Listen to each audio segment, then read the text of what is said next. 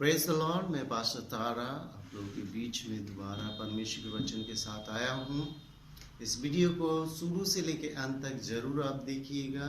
इसको शेयर करना है, सब्सक्राइब भी करना है, ताकि और भी ज़्यादा से ज़्यादा परमेश्वर के वचन आप तक पहुँचे।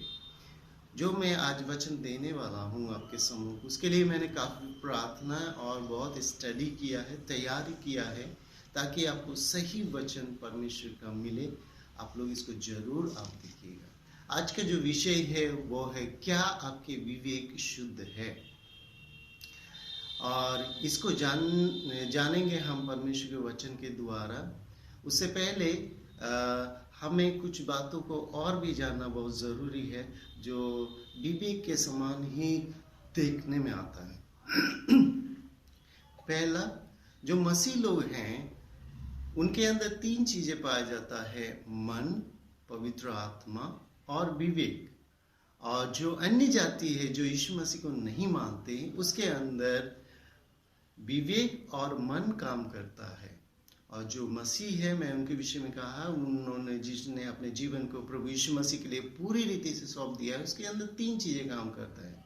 आइए हम इस भेदों को देखेंगे कि मन क्या है, पवित्र आत्मा क्या है और विवेक, जो आज का संदेश है। पहले आता हूं मन जो है वो हर एक बात में सांसारिक चीजों की अभिलाषा करता है। उनका मन जो होता है, मनुष्य का जो मन होता है, वो संसार के बातों में स्थिर रहता है, चाहे वो छोटे हो चाहे बड़े हो, स्त्री हो या पुरुष हो, और देश की किसी भी कोने में क्यों ना हो, उनका मन जो है वो सांसारिक चीजों पे रहता है। उदाहरण के लिए, जब आप घर में अपने बच्चों को देखेंगे, वो बीच बीच में कहेंगे कभी मैगी खाना है, उसको मैगी खाने का मन करता है, कभी पास्ता खाने का मन करता है। अब जब बाहर जाओगे तो कहेंगे मेरे लिए चीज़ी लेके आना, मुझे चीज़ी खाने का मन कर रहा है। कभी कभी वो कहेंगे मुझे पिज़्ज़ा खाने का मन कर। तो छोटे बच्चे का भी जो मन होता है वो हर एक चीज़ों में लगा रहता है। और जो बड़े होते हैं उसका भी मन है। उसका मन कैसे होता है? कभी जो बड़े होते हैं उसको कभी गोलगप्पे, कभी रसगुल्ले, कभी घूमने जाना है, कभी पार्टी में जाना है, कभी उसको पार्टी करना है, दोस्तों के साथ मिलना है, मूवी देखना है, कभी उनको दोस्तों के साथ मिलके डांस में जाना है, क्लब में जाना है। ये जो मन जो है ना, वो हमेशा इन बातों में लगा रहता है। और ये मन जो है स्थिर नहीं रहता है, वो परमेश्वर की ओर आपको ध्यान नहीं आकर्षित करेगा। एक बार मैंने एक कलीसिया में एक भाई को पूछा कि आप चर्च में क्यों नहीं आए, तो उन्होंने कहा कि मेरा मन नहीं किया इसलिए मैं नहीं आया। और कभी कभी लोग कहते हैं कि आज मेरा मन नहीं किया इसलिए मैंने बाइबल नहीं पढ़ा, मेरा मन नहीं किया इसलिए मैंने प्रार्थना नहीं किया। तो वो सांसारिक बातों में मन लगता है, मगर परमेश्वर की ओर उसका मन नहीं लगता है। और इसके लिए यिर्मयाह नबी जो है, उसका 17 अध्याय उसका 9 में इस प्रकार कहते हैं, पढ़िएगा। मन तो सब वस्तुओं से अधिक धोखा देने वाला होता है। मन तो हर वस्तुओं से अधिक धोखा देने वाला होता है। ये किसको धोखा देता है? आप मत सोचिए पड़ोसी को। हमारा मन हम ही को धोखा देता है। हाँ, दूसरी बात, उसमें असाध्य रोग उसमें असाध्य रोग है, मतलब उसका इलाज नहीं है, वो ठीक नहीं हो सकता है। कब क्या मन कर जाए आपको भी पता नहीं। हाँ, उसका भेद कौन समझ सकता है? उसका भेद कौन समझ सकता है? उसको कोई नहीं समझ सकता है। उदाहरण के लिए मैं कहूँगा, जो शुगर का पेशेंट है, उसको क्या खाने का मन करता है ज्यादा मालूम? मिठाई। क्यों उसको मन करता है मालूम? वो कोशिश करने के बावजूद भी, उनका रोकने की कोशिश करेंगे, फिर भी उनका मन उसमें लगा रहता है, और वो चुपके से भी खाएंगे, जानते हैं वो खतरा है, फिर भी उसको खाने के लिए, क्योंकि उसमें असाध्य रोग, वो बीमारी ठीक नहीं होने वाला है।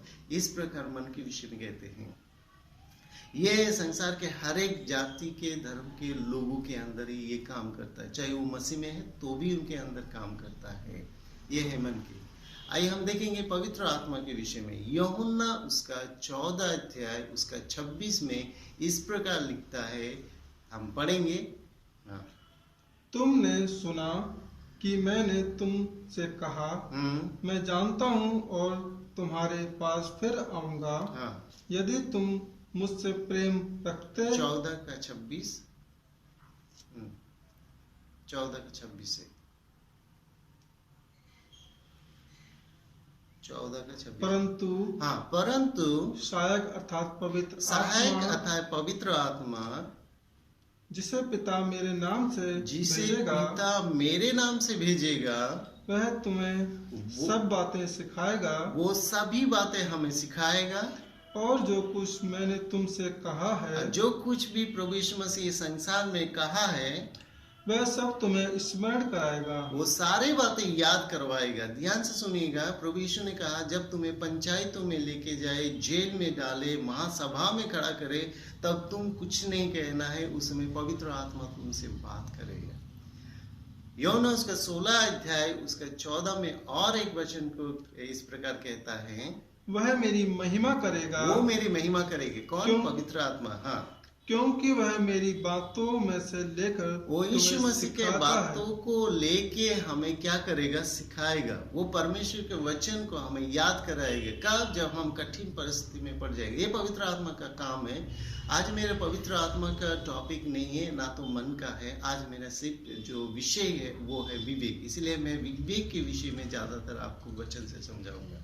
आइए हम विवेक के विषय में देखेंगे, क्योंकि हम इन तीनों को इसीलिए मैंने आपको कि इसका भेद हम समझ सके। इसके विषय में एक और वचन है जो पढ़ना है, तो आप जरूर मन और पवित्र आत्मा के विषय में समझना है तो उसको भजन संहिता उसका 57 का 7 और 8 जरूर आप पढ़ लीजिएगा। मन और पवित्र आत्मा के विषय में आपको भेद मिल जाएगा। हाँ, पढ़िएगा। वे घुलकर बहते हुए पानी के समान हो जाएं। 57 का 7 पढ़िएगा। 57 का 7 भजन संहिता 57 का 7। हाँ, हे परमेश्वर, हे परमेश्वर, मेरा मन स्थिर है, मेरा मन स्थिर है, मेरा मन स्थिर है, मेरा मन स्थिर है। मैं गाऊंगा वरन भजन कीर्तन करूंगा। हाँ, हे मेरी आत्मा, हे मेरी आत्मा। देखिए यहाँ पे मन भी है और आत्मा है। अगर दोनों एक होता तो वो मन और आत्मा को इस प्रकार का नहीं समझाते। आइए हम विवेक के विषय में देखेंगे। दूसरा कोरिन्थियों उसका 1 अध्याय उसका 12 पद को अगर हम पढ़ेंगे, वहाँ पे हमें आज मुख्य जो विषय है, संदेश है, वो हमें मिलेगा। दूसरा कोरिन्थियों निकालेंगे उसका 1 अध्याय उसके 12 से पढ़िएगा। पढ़िएगा।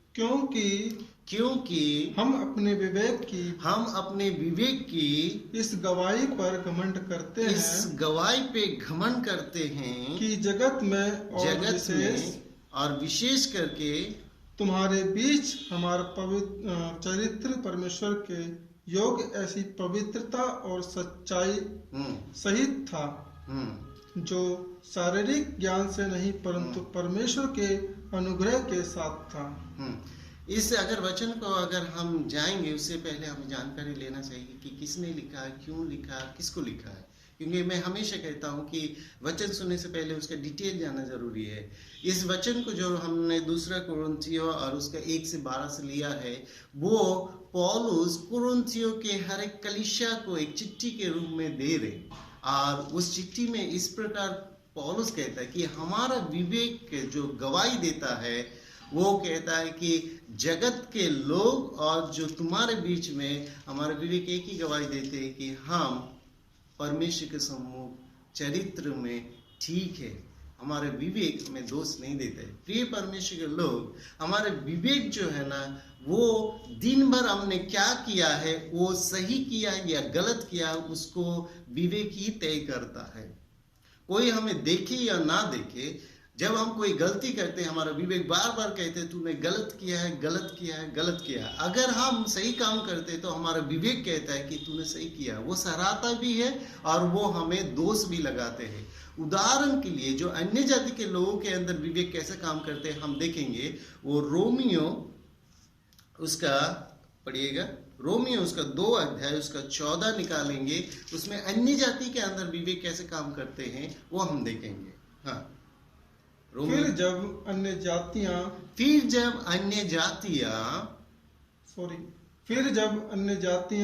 जाति लोग जिनके पास व्यवस्था नहीं, जिसके पास व्यवस्था नहीं है, अन्य जाति लोग हैं, स्वभाव से ही व्यवस्था की बातों पर चलते हैं, वो स्वभाव से ही व्यवस्था की बातों पे चलते हैं, तो व्यवस्था उसके पास न होने पर उसके पास व्यवस्था नहीं है, फिर भी वे अपने लिए आप ही व्यवस्था हैं। हाँ, वे व्यवस्था की बातें अपने अपने हृदय में लिखी हुई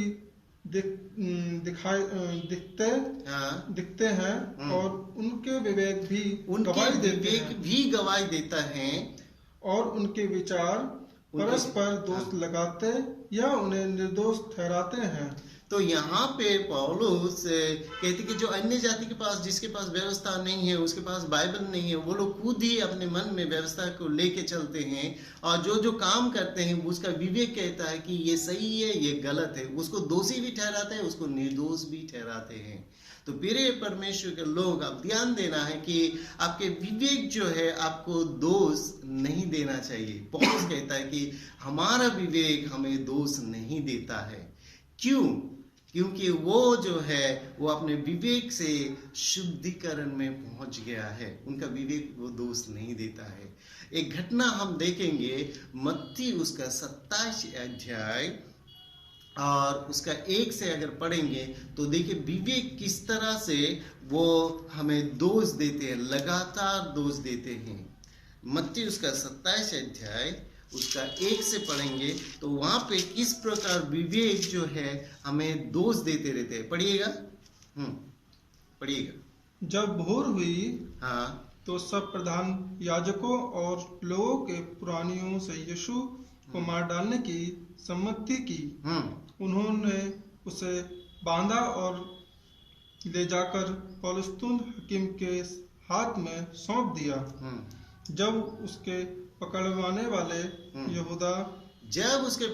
वाले यहूदा ने देखा कि वह दोषी ठहराया गया है तो वह पछताया और वे 30 चांदी के सिक्के प्रधान याजकों और पुरानियों के पास फिर लाया और कहा, मैंने निर्दोष को घात के लिए पकड़वाया, पाप किया है। उन्होंने कहा, हमें क्या, तू ही जान।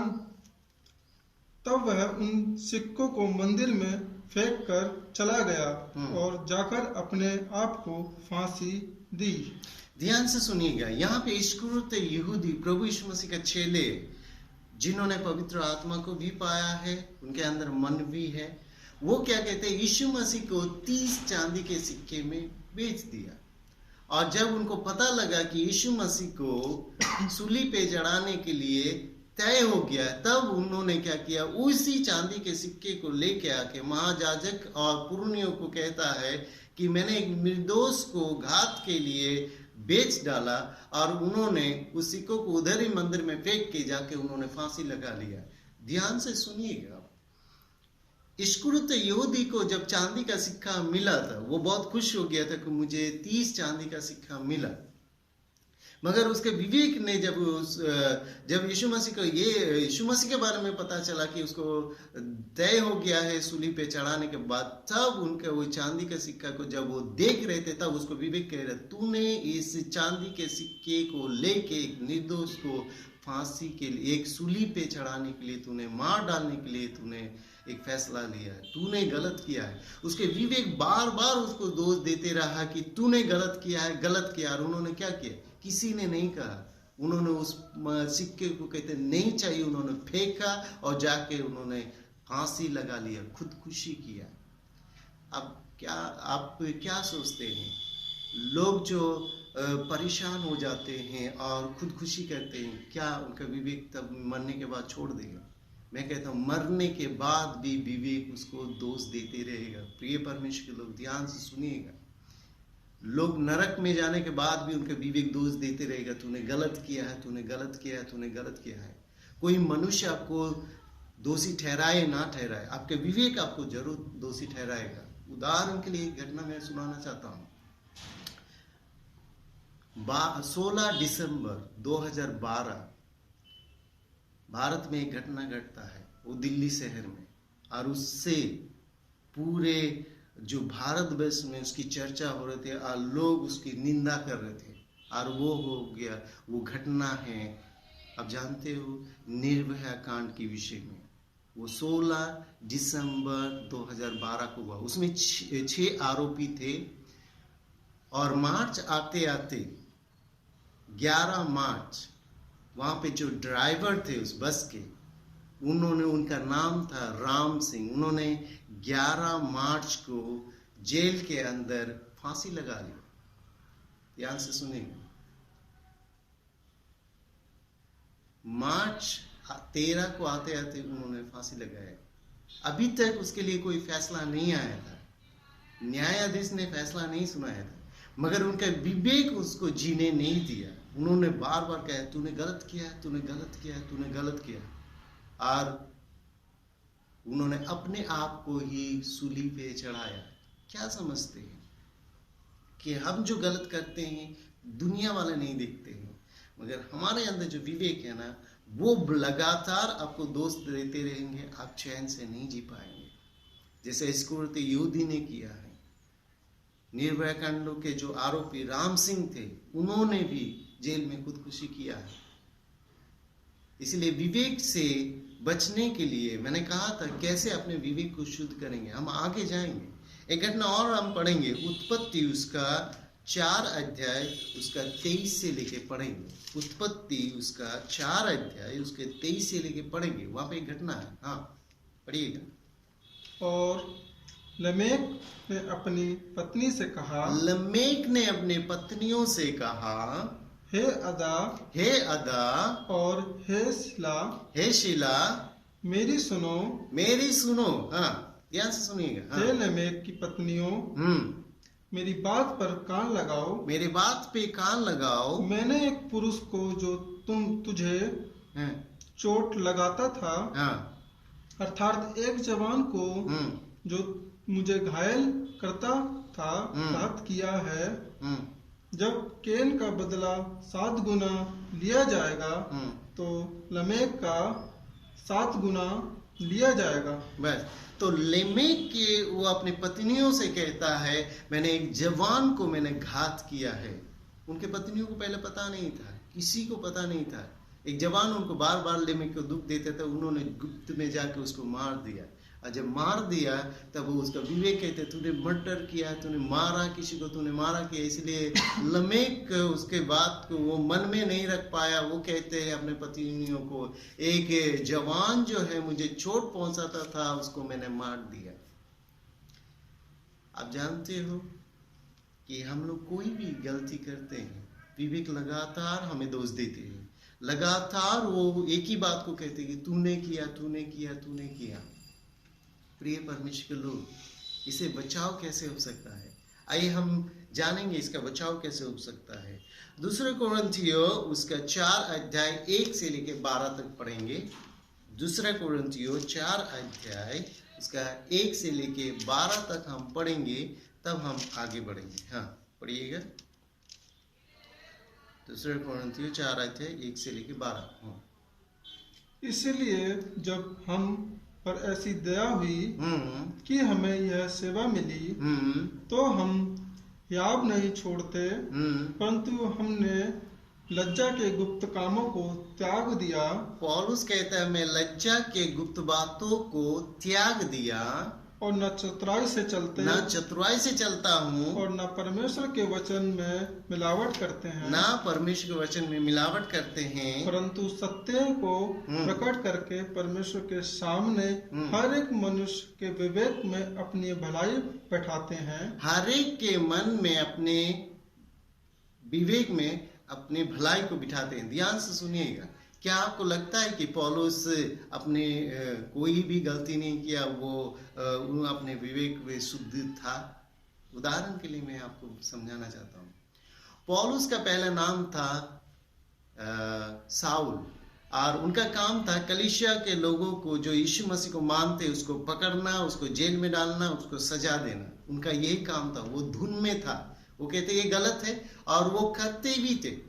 और प्रेरितों का काम उसका 22 अध्याय 20 में खास बातें हैं जो पौलुस खुद कहता है। अब पढ़िएगा, प्रेरितों के काम उसका 22 अध्याय उसके 20 में खास बात जो है पौलुस उसके विषय में चर्चा करते हैं। आप निकाल लीजिएगा प्रेरितों का काम फटाफट। प्रेरितों का काम उसका 22 अध्याय और उसका 20 पद को मैं पढ़ के सुनाता हूँ। उसमें इस प्रकार लिखा है 22 का 20 में, जब तेरे गवाह इफ्तुनुस का लहू बहाया जा रहा था, तब मैं भी वहां खड़ा था और इस बात में सहमत था और उसके घात के कपड़ों को रखवाली करता था। तो पौलुस यहाँ पे कहता है जो परमेश्वर का दास स्तिफनुस को पत्थरवा किया जा रहा था, उसमें मैं सहमत था और जो घात करने वालों का जो कपड़ा है उसकी देखभाल में कर रहा था। तो यहाँ पे पौलुस को दूसरे कोरिन्थियों में वो कहते कि मैं चतुराई के मैं गुप्त के कामों को त्याग दिया। इसका मतलब पौलुस के अंदर भी विवेक का दोष था और यहाँ पे उन्होंने एक जन को घात करने के सहमत में थे। उन्होंने कलीसिया के लोगों को ताड़ना देते थे। अभी वो कैसे अपने आप को विवेक को शुद्ध करता है? आप जानते हो पौलुस बार बार कहता है मैं डाकुओं के जोखिम में मैं 5 बार कोड़े खाया, बेत खाया, मुझे सताया गया, मुझे पत्थरवा किया गया और यरूशलेम जाने के समय उसके बारे में भविष्यवाणी होता है कि जिसका ये है उसको ऐसे ही सजा दिया जाएगा यरूशलेम में। पौलुस के बारे में भविष्यवाणी, वो कहते हैं कि मैं यीशु मसीह के लिए मरने के लिए भी तैयार हूँ। वो कहते मैं अगर के समान उड़ेला जाता हूँ। वो क्यों इस बात को कहा मालूम है? उन्होंने कहा मैंने बहुत कुछ किया है, अभी वो सब नहीं, अभी मसीह के लिए अगर मरना भी पड़े तो मैं मरूंगा। इसका मतलब क्या है? जब वो इस काम को करता है उनके विवेक दिन प्रतिदिन शुद्ध होते जाते हैं। और पौलुस यहाँ पे कहते हैं मैं गुप्त के कामों के लज्जा के कामों को त्याग दिया, मतलब छोड़ दिया है। मैं आपको जो थोड़ा सा आसान और कर देता हूँ कि आप अपने बच्चों के विवेक को कैसे शुद्ध रखेंगे। जो माता पिता है वो ध्यान देना है, अपने बच्चों को सुरक्षित करना है, उनके विवेक को शुद्ध करना है। अब जब बच्चों को खाना देते हो वो खाना को नुकसान करता है, वो बहुत वेस्ट करता है। अब बच्चों को क्या शिक्षा देना है मालूम है? उनको ये कहना है जब वो नुकसान करते तब आप कहना है कि खाने का नुकसान नहीं करना है। इस खाने को बहुत सारे लोग नहीं खा पाते, उनके पास है नहीं, खाने के लिए नहीं है। आप उनको समझाना है तुम यहाँ पे वेस्ट कर रहे हो, बहुत सारे लोगों को खाना नहीं मिलता है। अब उनको ये भी समझाना है किसानों को एक दाना उगाने के लिए कितना मेहनत करना पड़ता है। आप उसको उसके विवेक में इन बातों को डालना है तो उनके विवेक उनको समझाएगा। जब भी वो खाना खाने के समय नुकसान करने के लिए जाएंगे तब वो सोचेंगे कि नहीं, हमें करना नहीं है, क्योंकि इसमें जो है बहुत सारे मेहनत किया गया है, बहुत सारे भूखे लोगों को नहीं मिलता है, तो हमें इसको सही से इस्तेमाल करना चाहिए। बहुत समय बच्चे कभी भी आपके पर्स में पैसा देखते वो कहते कि मुझे ये चाहिए वो चाहिए। आप उनको ये समझाना है कि बहुत सारे बच्चों को खिलौना नहीं मिलते हैं और हमें पैसे को बर्बादी नहीं करना चाहिए, हमें सही समय पे इसको इस्तेमाल करना चाहिए। कभी कभी बच्चों का जो बर्थडे होते हैं उसमें आप छोटे छोटे गिफ्ट बना के जो अनाथ बच्चे हैं उनके साथ उन्हीं के हाथों के द्वारा उसको बंटवाना चाहिए। तो इन बच्चों के अंदर आप अच्छे विवेक को डाल सकते हो। अगर आप बच्चों के अंदर डालोगे धीरे धीरे उनका विवेक जो है ना अच्छे कामों के लिए उनको सहराते रहेंगे। वो कहेंगे तूने अच्छा काम किया, तूने अच्छा काम किया। ये माता पिताओं के लिए एक जिम्मेदारी है। मैं भी करता हूँ। कभी भी कुछ होता है बच्चों को कहते हैं कि नहीं, वो जिद करता है, मैं कहता हूँ नहीं, अभी नहीं, हमें फालतू पैसा खर्चा नहीं करना चाहिए। उनको बार बार हम समझाते रहते हैं ताकि उनके विवेक में अच्छी बातों को बिठाए। पौलुस यहाँ पे कहते हैं कि लोगों के अंदर मैं अच्छी बातों को बिठाता हूँ, लोगों के विवेक में मेरे प्रति जो उनके प्रति घृणा है उसको बिठाता हूँ। दूसरा कोरिन्थियों उसको दोबारा आप पढ़िएगा, दूसरा कोरिन्थियों उसका 4 अध्याय 1 से लेकर 2 तक दोबारा पढ़िएगा। मैं जल्दी खत्म करना चाहूंगा, जल्दी पढ़िएगा। हाँ, दूसरा कोरिन्थियों 4 अध्याय 1 से लेकर 2। इसलिए जब हम पर ऐसी दया हुई कि हम पे ऐसी दया हुई कि हमें यह सेवा मिली, तो हम याब नहीं छोड़ते, परंतु हमने लज्जा के गुप्त कामों को त्याग दिया और ना चतुराई से ध्यान दीजिएगा, ना चतुराई से चलते हैं और ना परमेश्वर के वचन में मिलावट करते हैं। दोनों चीज का आप ध्यान दीजिए। ना चतुराई से चलते हैं, हमारे लाभ के लिए, किसी को भी हानि के लिए मैं इस्तेमाल नहीं करूंगा। पौलुस कहता है मैं अपने फायदे के लिए लोगों को नहीं हम इस्तेमाल करते हैं। पौलुस एक जगह में कहते हैं मैं अपने हाथों के काम को करके मैं अपने जरूरत को पूरा करता हूँ। क्यों ऐसे करते हैं? ताकि लोगों के अंदर भी अच्छे विवेक को डाल पाए। लोग उसके बारे में नहीं कहेंगे कि वो पौलुस लालची है। वो कहते मैं अपने हाथों के काम करता हूँ, मेहनत करता हूँ। तो लोगों के विवेक में वो अच्छी बातों को डालना कहते हैं, ना परमेश्वर के वचन में मिलावट करते हैं। मैं उन प्रिय दासों के विषय में कहूंगा, कभी कभी ऐसा होते हैं कि लोग वैसे करते हैं, परमेश्वर के लोग करते हैं, मगर ऐसा नहीं करना चाहिए।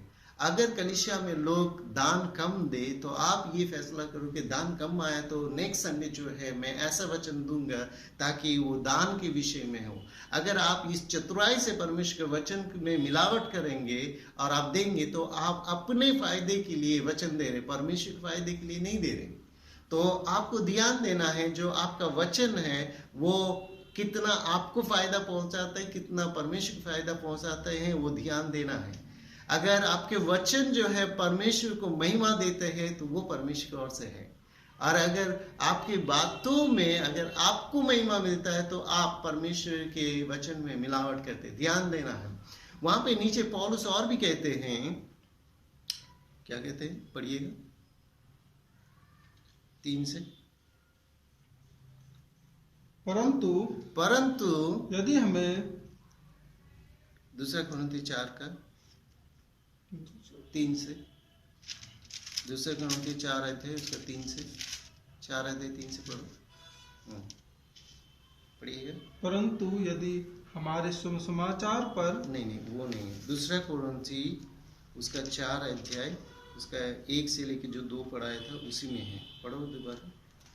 और न परमेश्वर के वचन में मिलावट करते हैं, परंतु सत्य को प्रकट करके परमेश्वर के सामने हर मनुष्य के विवेक में भलाई को बिठाते हैं। तो पौलुस कहता है मेरे हर एक कामों में जब लोग देखे तो उनके विवेक मेरे विषय में अच्छी गवाही देना है। हालेलुया। मेरा भी विवेक अच्छी गवाही देना है, लोगों के विवेक भी मेरे लिए अच्छी गवाही देना है। मैं ध्यान से एक वचन के ऊपर आकर्षित करता हूँ। मैंने इस्करियोती यहूदिया के बारे में मैंने समझाया था। आप जानते हो यूहन्ना उसका 11 अध्याय 12 अध्याय में एक घटना और भी है, आप पढ़ लीजिएगा।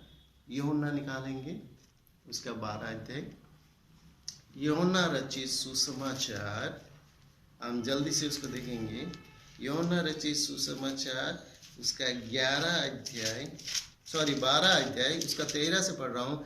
तब मरियम ने जटामासी का आधा सेर बहुमूल्य इत्र लेके यीशु के पांव में डाला और अपने बालों से पूछने लगे। इस इत्र की सुगंध से घर भर गया, परंतु उसके चेलों में से इस्करियोती यहूदी नामक एक चेले ने जो पकड़ाने वाला था कहने लगा ये तो 300 दिनार में बेच के कंगालों को दिया गया। उन्होंने ये बात इसीलिए नहीं कही कि उन्हें कंगाल का चिंता था, परंतु इसलिए क्योंकि वो चोर था। साफ साफ लिखा है वो चोर था। नीचे कहता है चोर था और उसमें जो कुछ डाला जाता था उसमें से वो निकाल लेते थे। तो इस्करियोती यहूदी प्रभु यीशु मसीह को 30 सिक्के में बेचने से पहले वो एक काम करता था, वो झोले में से तो पैसा निकालता था, वो चोरी करता था और इसीलिए वो एक बड़े काम को परिणाम दिया और उसके विवेक उस समय उसको अंतिम क्षण में पहुंचाया। प्रिय परमेश्वर के लोग, मैं एक बात को और मैं बताना चाहता हूँ। जो कलीसिया में जो जवान है, जो भाई है, बहन है और जो अच्छे पद में है, आप जो नौकरी करते, मैं आप लोगों को मैं कहना चाहता हूँ कि जो काम आपको दिया जाता है उसको ईमानदारी के साथ करना है। जिस ऑफिस में हो, जिस पद में हो, उसको सही से इस्तेमाल करना चाहिए। आपको मेहनत करना चाहिए। ये ना जाके आप टाइम पास करके और जब सैलरी लोगे तो आपका विवेक कहेंगे तुझे फ्री में सैलरी मिला है। आपके विवेक दोष देते रहेंगे, तूने तो कोई काम ही नहीं किया, तू तो फ्री में सैलरी लेता है, तू तो वहां पे बैठे रहता है। तो आप जो है ना ऐसे करते रहोगे तो आपका विवेक आपको दोष देगा। आप चैन से नहीं, वो पैसा आते ही, सैलरी आते ही आपको दोष देगा, तू गलत है, तू गलत है। तो जब आपको काम नहीं दिया जाता है तो आप ठीक है, जब आपको काम दिया जाता है उसको ईमानदारी के साथ करिएगा।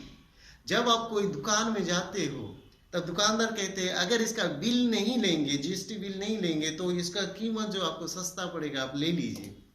और अगर आप बिल नहीं लेते हो, आप सरकार को जो टैक्स का चोरी करते हो, आप चोर कहलाओगे। आप जिस ऑफिस में काम करते हो उस काम को सही नहीं करते हो, आप समय की चोरी करते हो और आपके विवेक आपको दोष देते रहेगा। एक उदाहरण छोटा सा दे के मैं समाप्त की ओर जाना चाहता हूँ। एक बार मैं जो है किसी सरकारी बैंक में गया और वहाँ पे कुछ मैम है, कुछ अधिकारी है बैठे थे। तो मैं जैसे ही एंट्री किया तो वहाँ पे क्या चल रहा था मालूम है? वहाँ पे एक मैम स्वेटर बुन रही थी, टाइम पास कर रही थी। उनका स्वेटर बुनने का समय नहीं है मगर वो कर रही थी। और एक मैम तो फोन में बैठी थी, वो सरकारी फोन है, वो घर में बातें किए जा रहे थे, हाल चाल पूछे जा रहे थे घंटों। लोग वहाँ पे खड़े हैं, उसको कोई फिक्र नहीं है। और एक साहब को तो बार बार कॉल आ रहा है, वो उठ के जा रहे हैं और लोग लाइन में खड़ा है। आप जानते हो क्या है, वो अभी कर रहे हैं मगर उनका विवेक एक दिन दोष देगा। तो किस चीज का तनख्वाह लेता है, उसका पैसा कभी नहीं फैलेगा। परमेश्वर इन सारी चीजों को देखता है और लोगों के विवेक। मैं परमेश्वर के लोगों को मैं कहता हूँ आपके काम जो है ईमानदारी के साथ होना चाहिए। आपके विवेक आपको दोष नहीं देना चाहिए। आपके विवेक को दोष देने, विवेक के दोष से बचने के लिए आपको हमेशा भलाई के काम करना चाहिए। हालेलुया। उदाहरण के लिए मैं एक गवाही देके मैं समाप्त करना चाहता हूँ। जब मैं क्लास 5 में था, मैं काफी दूर स्कूल था। मुझे 7 बजे जाके ट्यूशन लेना था, उसके बाद 9 बजे से स्कूल लेना है, स्कूल करना है, उसके बाद 4 बजे छुट्टी होकर मुझे घर आना है। तो घर में मुझे एक टिफिन बना के दिया जाता था। मैं वो ट्यूशन के बाद जो है 8 बजे के बाद खा के फिर 4 बजे तक रह के फिर घर आके मैं खाना खाता था। मेरे साथ एक भाई जाते थे। एक दिन ऐसा हुआ, उन्होंने टिफिन मांगा मुझसे और मैंने उनको कहा कि मैं टिफिन नहीं दे सकता हूँ क्योंकि अगर मैं दूंगा तो फिर हम दोनों के लिए नहीं होगा। मैंने उनको दिया नहीं। बाद में पता चला कि उनके घर में खाना ही नहीं बना। और मैं जब इस बात को सुना, मेरे विवेक में बड़ा हो गया, फिर भी दोष देते, काश मैं उस दिन उनको खाना खिला देता तो शायद मैं उनके लिए एक अच्छा काम करता। मेरे विवेक कहता था तूने क्यों नहीं खिलाया, क्यों नहीं खिलाया। मैं बहुत बार इस बात को, उसके बाद मैंने इस दोष से बचने के लिए क्या करता, जब भी कोई मुझे मदद मांगते हैं मैं बिना झिझक के उसको जो मदद है उसको दे देता हूँ। क्योंकि मैं उसको जब करता हूँ, मैं वो पुराने जो विवेक के दोष है मैं उससे आज बच के हूँ। लोग रात को सो नहीं पाते हैं, उन्होंने कोई ना कोई गलती किया है जिसके कारण उनको विवेक बार बार दोष देते। क्या करना चाहिए, जो गलती आपने किया है उसको रिपीट नहीं करना है, उसको छोड़ देना है, उसके लिए और भी भलाई के लिए आगे बढ़ना है ताकि आपके विवेक शुद्ध होते रहे। पौलुस कहते हैं मैंने लज्जा के काम को त्याग दिया। क्या काम था? कलीसिया में लोगों को जानना है, मारना, उनको जेल में डालना, उनको सजा देना है। पौलुस कहता है कि अभी तो मैं प्रभु यीशु मसीह के नाम के लिए मैं मरने के लिए तैयार हूँ, मेरे द्वारा बहुत सारे लोग बचाए जाए। और वो करता भी है। वो कहता है मेरा एक उमंग है कि सभी लोग उद्धार पाए। हालेलुया। तो विवेक के दोष से बचने के लिए आपको विवेक को अधिकतर ऐसे कामों को दिखाना है जो वो आपको बार बार सराहे, आशीष करे। परमेश्वर के नाम की स्तुति हो। सबको जय मसीह की।